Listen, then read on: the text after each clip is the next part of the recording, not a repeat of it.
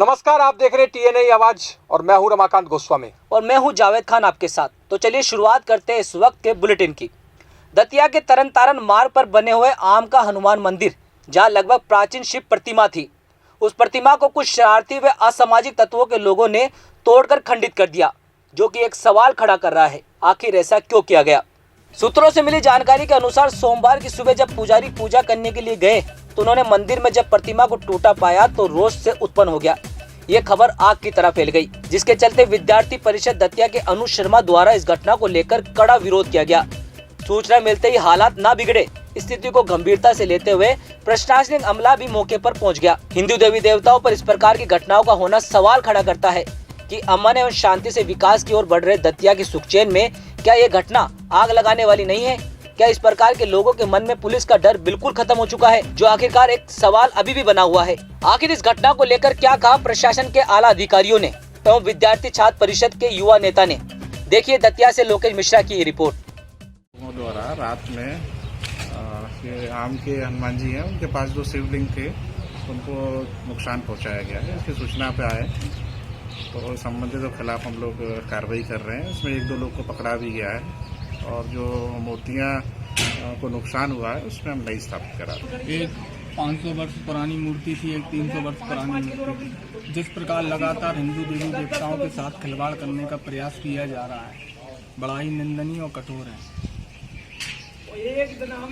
500 साल पुरानी मूर्ति थी और एक 300 वर्ष पुरानी मूर्ति थी पंचमुखी।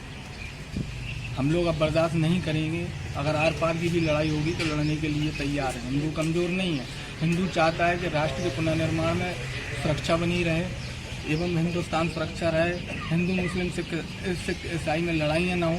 अगर इस प्रकार की घृणा एवं इस प्रकार हिंदू देवी देवताओं के साथ खिलवाड़ किया जाएगा, हिंदू शांत नहीं रहेगा। मुकदमा प्रशासन से मांगे कि तत्काल प्रभाव से मुकदमा कायम किया जाए और एसपी और कलेक्टर महोदय से निवेदन है कि तत्काल प्रभाव से मूर्ति की स्थापना की जाए, वरना हिंदू मैदान में है, चक्का जाम करेगा, आंदोलन करेगा, प्रदर्शन करेगा, जिसका जिम्मेदार स्वयं प्रशासन होगा।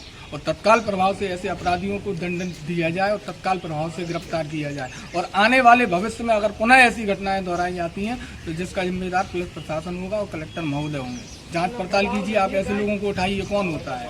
अगर उसमें हिंदू भी होगा तो हिंदू को सजा दीजिए, मुस्लिम होगा मुस्लिम को सजा दीजिए, सिख को सजा दीजिए। आप कोई भी हो, किसी भी जाति धर्म का हो, ये विशेष नहीं है। विशेष ये है कि अगर हिंदू देवी देवताओं के साथ पुनः ऐसा खिलवाड़ किया गया और वर्तमान में जो खिलवाड़ किया गया है उसको बर्दाश्त नहीं किया जाएगा। तत्काल प्रभाव से गिरफ्तार किया जाए उन लोगों को और मुकदमा किया जाए और पुनः स्थापना की जाए। जी अभी हमें सूचना मिली है कि हम के हनुमान जी हैं यहाँ पर। अभी देखा है तो पंचमुखी भगवान की और एक शंकर भगवान की मूर्ति, जो मूर्तियाँ किसी अज्ञात व्यक्ति द्वारा रात में खंडित की गई हैं। सर प्रशासन की क्या कार्रवाई इसमें हम अज्ञात लोगों के खिलाफ FIR कर रहे हैं और उनकी तलाश कर रहे हैं। सर मूर्ति में नई मूर्ति स्थापित कराएंगे जी, उसके लिए भी प्रयास कर रहे हैं। दतिया जिले में उन्नाव बालाजी प्राथमिक स्वास्थ्य केंद्र में स्वास्थ्य सुविधाओं की बात की जाए तो यह स्वास्थ्य केंद्र शासकीय योजनाओं को धूमिल करता हुआ नजर आता है। भले ही मुख्य चिकित्सा अधिकारी बदल गए, नए चिकित्सा अधिकारी ने पद संभाल लिया, लेकिन इस प्राथमिक स्वास्थ्य केंद्र की हालात जस की तस बनी हुई है। इस वक्त देश और प्रदेश कोविड-19 के कहर से जूझ रहा है। सरकार इससे मुक्ति पाने के लिए हर संभव प्रयास कर रही है, तो वही कोविड-19 वैक्सीनेशन के लिए उम्मीद की आस लगाकर प्राथमिक स्वास्थ्य केंद्र पर आ रहे लोग हताश होकर लौट रहे हैं, जिसका मुख्य कारण समय से पहले ही अस्पताल पर ताला जड़ जाना होता है। अस्पताल में सोमवार 5 अप्रैल को तकरीबन समय 3:55 दोपहर में ही ताला लगा दिया गया और वैक्सीनेशन के लिए लोग भटकते रहे, जो कहीं न कहीं स्वास्थ्य विभाग को लेकर लापरवाही बयां कर रहे हैं। देखिए दतिया उन्नाव बालाजी से लोकेश मिश्रा की ये रिपोर्ट। क्या करते हैं आप यहाँ? एम्बुलेंस चलाते हैं 108। ये अस्पताल बंद होने का समय क्या है? भाई हमको जानकारी तो नहीं है, हम तो गाड़ी वाले हैं। यहाँ पर जो मरीज आया तो लेके यहाँ छोड़ देते हैं। अगर दतिया का भी टारगेट है तो वहाँ भी चले जाते हैं। जैसा कि मैं अभी देख रहा हूँ कि 4 सवा 4 का टाइम है और ये अस्पताल में ताले डल गए हैं, तो क्या आपको इसकी जानकारी थी? नहीं, हमको कोई जानकारी। मैं यहाँ आया तो आप मेरे सामने ही ताले डले हैं। आप कितने बजे आए थे? मैं 4 बजे आ गया था यहाँ। माता जी क्या नाम है? पुष्पा नाम। आप अस्पताल किस लिए आई थी? कोरोना की दवाई। कितने बजे आ गई थी यहाँ पे? 4 बजे आ गए थे। कौन कौन मिला आपको यहाँ पे? कोई नहीं मिला, तारा लगे। अस्पताल में कोई कर्मचारी नहीं मिला अभी? एन मिले भी हते। वे वे जो एम्बुलेंस वाले भैया बैठे थे बस। क्या नाम है चाचा जी? द्वारका प्रसाद दुबे, कहाँ से आए हैं आप? परासरी से। ये अस्पताल में किस लिए आना हुआ? वैक्सीन लगवाने आए थे कोरोना की। कितने बजे आ गए आप यहाँ? 4 बजे। तो क्या है, कोई कर्मचारी आपको यहाँ पे भी मिला? कोई कुछ नहीं है कर्मचारी, इसका विभाग का तो कोई नहीं, ताले लगे हुए हैं। एम्बुलेंस के ड्राइवर साहब बैठे हुए थे अकेले बस। कितने बजे आ गए आप यहाँ? 4 बजे आ गए थे यहाँ। कोविड सेंटर पर कोई भी इमरजेंसी के लिए व्यक्ति दिखाई दिया है कि कोविड के लिए कोई आता है तो वहाँ से जानकारी प्राप्त की जाए। साथ साथ आप देख रहे हैं यहाँ पर इस अस्पताल में कि यहाँ पर शेड्यूल की भी कोई जानकारी नहीं है, कितने समय पे आना है, कितनी समय तक कोविड वैक्सीन का टीका लगेगा और कितनी उम्र का व्यक्तियों को लगना है अभी फ़िलहाल में। तो इस प्रकार से साफ दिखाई दे रहा है कि यहाँ की जो अस्पताल की जो अव्यवस्था है, विशेषकर कोविड के इस काल में जो महामारी संपूर्ण मानव जाति के लिए काल के रूप में आई है, इस विषम परिस्थिति में भी स्वास्थ्य कर्मियों का इस प्रकार से लापरवाही बरतना अत्यंत पीड़ादायक है। विशेषकर हमारे माननीय मुख्यमंत्री जी के द्वारा स्पष्ट रूप से कहा गया है कि स्वास्थ्य केंद्र पर प्रत्येक कर्मचारी को रहना चाहिए और समय पर कोविड वैक्सीन का टीका प्रत्येक व्यक्ति को, जो 45 वर्ष से ऊपर के व्यक्ति हैं उनको ये टीका अवश्य लगना चाहिए। तो इसी कोविड वैक्सीन के लगवाने के लिए हम अपने माता पिता को साथ में लेकर आए थे। तो वही खरगोन शहर के सराफा बाजार में निर्माणाधीन मकान से सटा 2 मंजिला मकान अचानक गिर गया। हालांकि जनहानि नहीं हुई, लेकिन घर का सारा सामान मलबे में तब्दील हो गया। मकान मालिक आनंदी लाल के परिजनों की माने तो मलबे में घर का सामान, कंप्यूटर, 3 क्विंटल गेहूं, चावल, दाल, बर्तन, बिस्तर में कपड़े दब गए।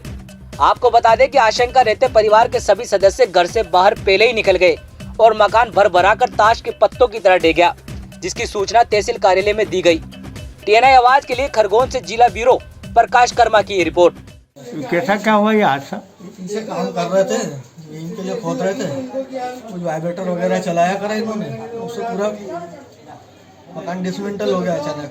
पहले 4 बार दिन पहले अपन खबर भी कर चुके थे। कोई को लगी करी क्या? नहीं बच गया, पूरा परिवार बालों बाल बच गया। वो एक बड़ा हादसा हो सकता है, बहुत बड़ा हादसा होता है। पूरा परिवार। कितनी देर की बात है ये? अभी 1 घंटे पहले। क्या नाम है आपका? दुर्गेश पन्ना ने। कारण क्या रहा है गिरने का? ये पीछे मकान बन रहा है, उससे वाइब्रेशन उधर चल रहा था, वाइब्रेटर चला रहे थे बीम खोदने के लिए। जिला खरगोन के 10 सहायक उप निरीक्षक को दिया उप निरीक्षक का पदनाम। पुलिस मुख्यालय के निर्देशानुसार पुलिस इकाइयों में पदस्थ सहायक उप निरीक्षक को उप निरीक्षक का पदनाम देने के लिए आदेश की परिपालन में जिले के 10 सहायक उप निरीक्षक को उप निरीक्षक के पदनाम का आदेश पारित करने में जिला पुलिस अधीक्षक शैलेंद्र सिंह चौहान के द्वारा अति पुलिस अधीक्षक जितेंद्र सिंह पंवार, अति पुलिस अधीक्षक डॉक्टर नीरज चौरसिया की उपस्थिति में सहायक उप निरीक्षक के कंधों पर 2 सितारा लगाकर कार्यवाहक उप निरीक्षक का कार्यवाहक प्रभार दिया गया एवं हर्ष व्यक्त करते हुए सभी कार्यवाहक उप निरीक्षक को अपने कर्तव्य के निर्वहन करते सहित उज्जवल भविष्य की शुभकामनाएं दी। TNI आवाज के लिए खरगोन से जिला ब्यूरो प्रकाश कर्मा की रिपोर्ट। हमारे यहाँ जो अभी हाल में ही पुलिस विभाग में जो पदोन्नतियाँ दी गई हैं, तो उसमें हमारे यहाँ पे करीब 11 प्रधान आरक्षक वो सहायक उप निरीक्षक थे जिनको उप निरीक्षक के पद पर पदोन्नत किया गया था। उनमें से आज हमारे यहाँ पे करीब 9 लोग थे जिनको स्टार लगा के उनको पदोन्नति दी गई है कार्यवाहक के तौर पे, और उन सभी को उनके भविष्य के लिए, आने वाले समय के लिए भी शुभकामनाएं दी गई। तो वही TNI आवाज की खबर का एक बार फिर से असर हुआ है। TNI आवाज ने इस मामले को प्रमुखता से उठाया था, जिसके कारण बरसाना थाने में कोरोना के नियमों की धज्जियां उड़ाने वाले लोगों के खिलाफ मुकदमा दर्ज हुआ है। मामला कुछ इस प्रकार था कि श्री राधा रानी के गांव बरसाना में विश्व प्रसिद्ध लठमार होली वैदिक काल से परंपरा के साथ बरसाना और नंदगांव के बीच गोस्वामी और ब्राह्मण समाज के लोग खेलते आ रहे हैं, लेकिन कुछ वर्षों से असामाजिक तत्व वैदिक परंपराओं के खिलाफ एक झूठी अफवाह फैलाकर लोगों को गुमराह कर समाज में जातीय संघर्ष को उत्पन्न कर दिया, जिससे ऐसे लोग समाज में झूठी भ्रांतियां फैलाकर कहीं न कहीं इसको राजनीतिक रंग देकर समाज में वैदिक परंपराओं का दुष्प्रचार कर लोगों को गुमराह कर रहे हैं। दरअसल मामला पद्म फौजी नाम के असामाजिक व्यक्ति से जुड़ा है, जो कई तरह की मुहिम चलाकर जात पात के नाम पर लोगों को गुमराह कर अपनी राजनीतिक पृष्ठभूमि बनाने की कोशिश कर रहा था, जिससे समाज में जातीय संघर्ष उत्पन्न हो गया। आपको बता दें कि इस मामले को जब TNI आवाज ने प्रमुखता से उठाया और इस मामले को लेकर जिला प्रशासन और स्थानीय प्रशासन से जानकारी ली तो प्रशासन ने आनन फानन में त्वरित कार्रवाई करते हुए इस बैठक को आयोजित करने वालों के खिलाफ मुकदमा दर्ज कर लिया और धारा 144 और 188/269 के उल्लंघन के तहत 19 नामजद और 30 से 35 युवकों के खिलाफ बरसाना थाने में मुकदमा दर्ज किया। आपको बताते चले कि बरसाना से 1 किलोमीटर दूर गाजीपुर गांव में प्रेम सरोवर पर पदम फौजी नामक असामाजिक व्यक्ति के नेतृत्व में लोगों को गुमराह कर बैठक की गई थी। इसका एकमात्र उद्देश्य सिर्फ लोगों को गोस्वामी और ब्राह्मण समाज के खिलाफ गुमराह कर एक जातीय संघर्ष की स्थिति उत्पन्न करना था। खैर, टीएनआई आवाज को सूत्रों के हवाले से ये पता लगा था कि बैठक के आयोजन में भाषण देकर लोगों को जात पात के नाम पर भड़काया जा रहा है। इस बैठक की प्रशासन से अनुमति भी नहीं ली गई थी। खैर, हर बार की तरह इस बार भी टीएनआई आवाज ने जनता को सच्चाई से रूबरू करवाया और इस मामले को लेकर जिला प्रशासन और स्थानीय प्रशासन से जानकारी ली। नतीजा, प्रशासन ने आनन फानन में तुरंत कार्रवाई करते हुए इस बैठक को आयोजित करने वालों के खिलाफ मुकदमा दर्ज कर लिया। बरसाना में आज सरकार द्वारा चलाई गई मुहिम में आज गेहूं खरीद सहकारी समिति के अध्यक्ष प्रीतम सिंह सबोरिया एवं पूर्व प्रधान संकेत व भीम सिंह प्रमुख सहकारी समिति के अध्यक्ष ने संयुक्त रूप से गेहूं खरीद का शुभारंभ किया। उत्तर प्रदेश सरकार के आदेश अनुसार बरसाना में 2 गेहूं खरीद खोले गए, जिसमें एक सहकारी समिति बरसाना और दूसरा सहकारी समिति संघ बरसाना बनाए गए। सहकारी समिति अध्यक्ष प्रीतम सिंह ने बताया कि सभी किसान भाई अपना ऑनलाइन रजिस्ट्रेशन करवाए और टोकन प्राप्त कर अपना गेहूं सरकारी खरीद पर सहकारी संघ बरसाना व सहकारी समिति बरसाना में गेहूं की तुलाई करवाए। उन्होंने बताया कि आज सर्वप्रथम 1975 रुपए प्रति क्विंटल के हिसाब से सरकारी खरीद पर राम सिंह निवासी हाथिया, रमेश चंद शर्मा निवासी ऊंचा गांव ने अपने अनाज की तुलाई करवाई।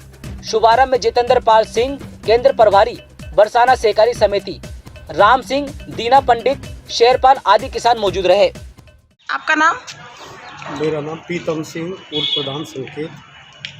आइए, जो आपने शुभारंभ किया है ये किस आधार को लेकर किया है? ये सहकारी संघ बरसाना का मैं अध्यक्ष हूँ। शासन के अनुसार यहाँ बरसाना में 2 क्रय केंद्र, गेहूँ खरीद केंद्र बनाए गए हैं। एक सहकारी समिति बरसाना, दूसरा सहकारी संघ बरसाना। आज सहकारी संघ बरसाना पर राम सिंह किसान जो हाथिया के नियमानुसार जिनका रजिस्ट्रेशन था, उनके गेहूँ की खरीद शुरू की गई है और सभी किसान भाइयों से अनुरोध है कि वो अपना रजिस्ट्रेशन कराएं। सरकारी जो रेट है 1975, उस पर अपना गेहूँ बेचें। अगर किसी प्रकार की कोई परेशानी हो तो हमारा नंबर 97 581 49 730 है। अपनी समस्या बताएं और अपना रजिस्ट्रेशन करा के टोकन प्राप्त कर नियमानुसार निष्पक्ष अपना गेहूँ करवाएं। फिलहाल इस बुलेटिन में इतना ही। देश और दुनिया की तमाम खबरों के लिए आप देखते रहिए टीएनआई आवाज, आपकी आवाज के साथ। नमस्कार।